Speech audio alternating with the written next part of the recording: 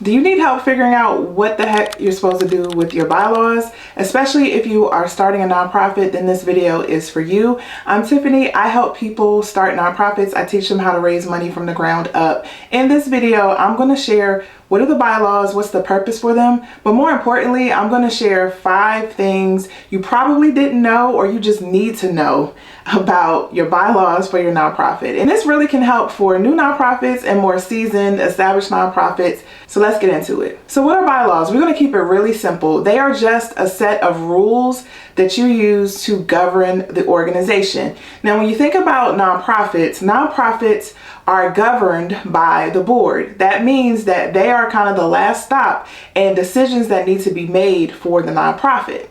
There are nonprofits that are more established that have staff to do the day-to-day work, but they still are governed overall by what's called a board of directors. That board sets the overall vision for the organization, and it also is legally and ethically responsible for the decisions made by that organization. So the board is a really important piece of a nonprofit. If you need help understanding what the board is about, I'm linking the video above. But the way that the bylaws come into play with this is that the bylaws really are the rules of governance for the board. So they mainly speak to how the board is supposed to operate. Now, typically what you're going to see in a set of bylaws is like a series of chapters. And each chapter is going to refer to a different topic. Most times in the beginning, you're going to see things about the name and the purpose of the organization and the principal address and things like that. But once you start digging into the bylaws, it speaks to how many people are supposed to be on the board. What do you need for a quorum? Meaning how many people need to be present in a meeting in order for you to make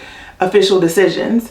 What are the roles and responsibilities of the board? What are the roles of the officers, meaning the president, or you may call that person a chair, a vice chair, a secretary, a treasurer. You may also see information about how many meetings you're supposed to have, what kind of meetings, how many committees, what kind of committees. You may even see information about members. So if there's a membership structure that's separate from the board, so you also have a group of people who need to make decisions and can vote on the decisions of the nonprofit, which is separate from the board, then that would be in your bylaws too, because the bylaws would speak to how they're supposed to operate, how they're supposed to vote, when they meet, when they vote, things like that. So overall, the bylaws is like the high level governing document that just speaks to how the board itself is supposed to engage and is supposed to run and function to help the overall organization function. Because remember, every nonprofit needs a board, and the bylaws speak to what that board looks like and how they operate.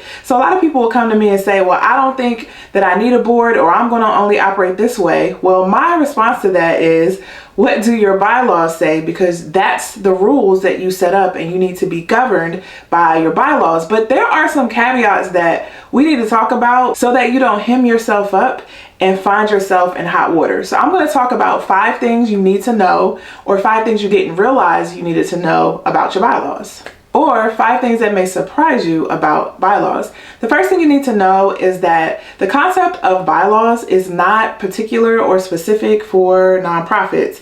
Corporations have bylaws. And what you need to remember is that most nonprofits that are doing public work or charitable activities are set up as corporations. So because you're set up as a corporation, you are to operate similar to other corporations. So a lot of the structures that you'll see for nonprofits actually mimic for-profit corporations because they're set up the same way in terms of their business structure.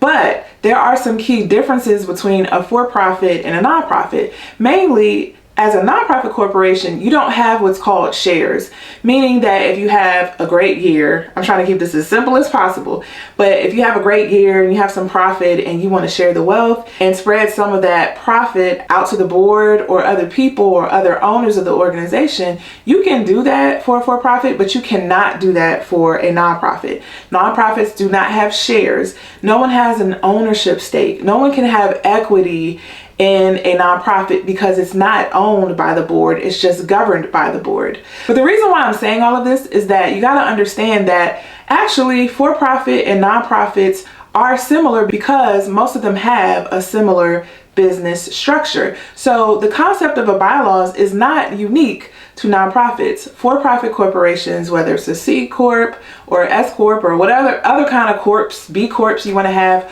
also are governed by bylaws. So what that should signal to you is that it's a serious document. And what I didn't say before is that it's a legally binding document. So what you put in that, you have to hold yourself to. This is serious, right? A lot of times when we do nonprofit work, you know, we're volunteers, some of it's informal, especially for people who are super new to this or who are doing community work and want to organize more formally to have a nonprofit. You just have to remember that this is very serious, this is very official, so you need to make sure you pay a lot of attention to your bylaws.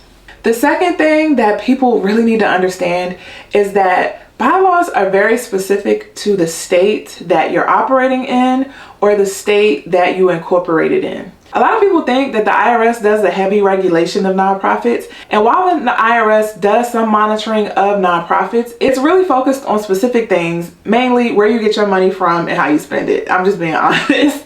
But the states, right? The state that you operate in or you incorporate in, whether that's the same or not, they have a lot of say in what should go in your bylaws, because most states have a nonprofit law or some kind of nonprofit code where they have detailed how they expect nonprofits to operate. So for example, most states are going to tell you the minimum number of board members required to run your nonprofit if you want to incorporate in that state. Or they'll tell you the number of terms that's required or the number of years that you're allowed to have per term for your board members. So while you're drafting your bylaws and you're making key decisions about things, your state law very well may have something to say about that, and you want to make sure that whatever you're writing in your bylaws does not conflict with state law, because when your decisions come into question, when something may be challenged with your nonprofit on a decision you made, were you really legally operating, right?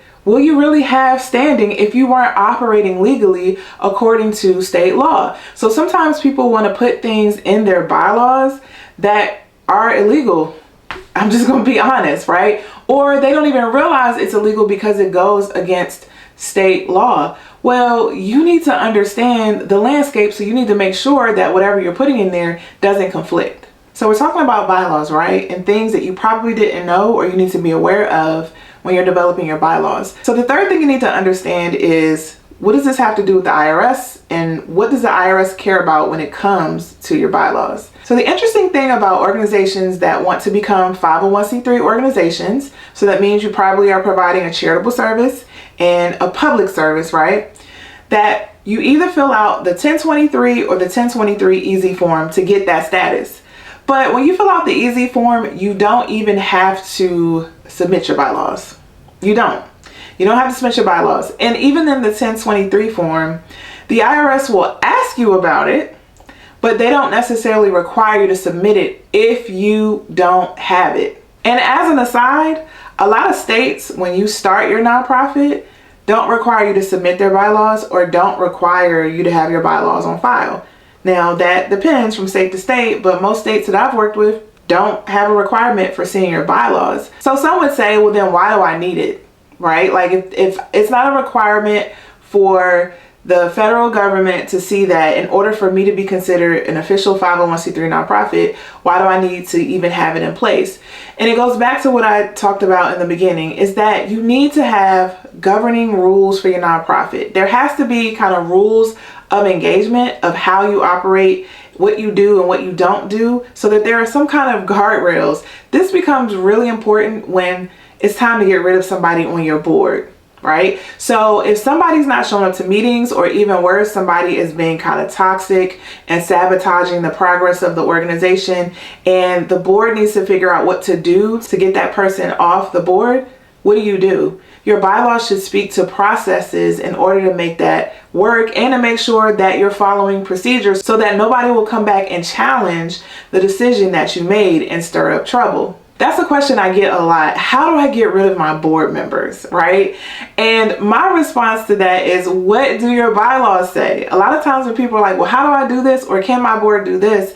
The The answer is, what do the bylaws say? So the interesting thing is the IRS doesn't necessarily require it or need to see it, but it's highly recommended and suggested by the IRS because it helps you understand what you're able to do and not able to do, and it protects your organization and keeps you from being at risk. Because the thing about the IRS is they want to make sure that you're mitigating risk. They want to make sure that you're not put in a position where somebody can misuse public funds. And if you don't have guardrails, if you don't have rules by what needs to happen on the board, then you're more susceptible to fraud. You may be more susceptible to things kind of going on that are a little underhanded because you don't have any standard rules. Can you imagine being in a classroom of 5-year-olds? And I'm not implying that y'all are 5-year-olds. I'm just using this for example's sake. Let's just say teenagers. Can you imagine being in a classroom of teenagers, of 15-year-olds, and you're saying to them, okay, we need to make a decision about something, but there are no rules, y'all figure it out. How do they come to consensus like that, right? How do we even know who to trust? What if one person wants one thing and the other one wants one, and we don't know how they came to that? We don't know if everybody's in agreement with that. It's just chaos, right? And it really leaves you open to people questioning how you operate. So the point of this one is you may be surprised that the IRS doesn't necessarily require you to submit your bylaws. They want to see it if you have it, but you still should have something in place, because some people are surprised by that and say, well, maybe I don't need it, but you absolutely do need them. The next one is purely administrative. You got to understand that your bylaws, they're an official document. So with all of your official documentation with your nonprofit, you should have a copy. You should have a corporate records book where you're keeping up with your articles of incorporation, the certificate that you got from the state, your EIN letter, your IRS letter for 501c3 status, and your bylaws. Your minutes, right? The meeting minutes from your board meetings are official documents for your organization. They all need to be kept in an official records. You should have a space where you're storing this information, because there may be times when people will request information and there's certain information that you're required to disclose. And it's really important for you to have all of that in one place so you're prepared to respond to public requests for information. Now online I saw some conflicting information about whether or not you should release your bylaws or whether or not they're a public document or not. The consensus I've seen is that they're not necessarily a public document, but it's important to be transparent, and if people need to see that, or if you just want to proactively post it, you can. And a lot of people do. I have found many examples of bylaws just by doing a search on the internet. So you can release that information. There really isn't a whole lot that's sensitive about it or that isn't already public knowledge, like your address or your mission. So there isn't really anything keeping you from disclosing that or being transparent, but it's not necessarily an open or public document. But the point of this is that it's an official document and you need to make sure you're keeping official records. And finally, this is the one everybody asks about. This is a juicy one. Can you create your own bylaws? I get this question a lot. Or the flip side of this question is, how do we develop our bylaws? Do we need a lawyer, right? Does it have to be drafted by a lawyer? I can't afford a lawyer. What do we do, right? So here's the thing. You're responsible for your bylaws. They are your rules. They are what you agree to and what you vote on as a board. So you're ultimately responsible for making sure that the bylaws are written and making sure the bylaws are followed. But a lot of people feel unsure about drafting their own bylaws. So a lot of what people do is they grab a template. They may grab a template from a book, or they may grab it from online. So let's talk about grabbing a template from a book. This is an example of a book that includes a template of your bylaws. I'm linking it below in case you want to see a copy of that book. Just keep in mind that it's an Amazon affiliate link if you click that. So if you just want to search on your own, please feel free to do that. I'm putting the title in the picture that I'm linking above. So that's one way you can do it. But also, if you do a Google search and you look for organizations in your state, I'm going to get to that in a second. If you look for organizations in your state, then you can follow their lead. You just need to understand though, when you're looking at a template, what you're looking at. Because a lot of people see words that they're not used to, or like phrases, and they're like, I don't understand. Let me just say yes. Let me just follow their lead and just put what they put. But it may not apply to your organization. Maybe an established organization only needs one annual meeting, and they may have ad hoc meetings throughout the year, but in their bylaws they only have one official meeting. Well, if you're a new organization, you're going to need more than one official meeting, and you may want to put that in writing. Maybe one organization establishes a quorum as a majority and another one establishes it as 2/3. And again, a quorum is the number of people who need to be present in order to make an official action. Well, it may really matter to you that it's 2/3. You want more people. Instead of 51% of people, you want 66% to make sure everybody's present. And that may matter to you, but if you're just taking what somebody else put without understanding what's in there, that's going to be a problem. The other piece I want to say is, if you're going to use a template, remember that state law often governs what's put in the bylaws. So you need to take a template from the state that you're in, right? And if you're using a more generic template, you just need to compare it to state law so that you're not contradicting anything, like I said earlier in this video. And I highly recommend that if you're not going to get a lawyer or a professional to draft them, because that may be too expensive, at least get them to review it with you and explain it for you, because there are going to be some provisions in there that you don't understand. When I first started looking at bylaws, my eyes glazed over. I did the same thing. I ignored it. I just was like, okay, I'm gonna just do this. But when I started to understand and learn more about nonprofits, I knew the impact of decisions that were being made in the bylaws, and I understood that it could really change, or it could really affect how the board engaged with each other. So you're going to have questions. You're going to need someone to look it over. Make sure you get help. This is something that you don't want to mess with, and it's going to really matter when you want to get rid of somebody. That's when it really matters for especially a lot of new organizations. And this is the last thing I'll say about getting help. They often can see things that you can't. So you may have everything in there that's correct, but you may be missing something, and you don't know if something is missing, or there's something glaring in the document that you don't realize needs to be in there. A professional can help you figure that out. So that's another reason why you want to get help. Any other pointers or suggestions for people? This is a community we're building here with Boss on a Budget, where we help each other, especially in the comments. So if you have experiences with your bylaws, please drop that information below. If you need help with your organization, you can visit me at bossonabudget.com for resources there. And if you need a supportive community of people who are raising money together, you can join my private community, the APP Society, where you can get monthly and weekly help with fundraising. Comment, join below, and I will send you the link to sign up. Thank you so much for watching, and I'll see you later.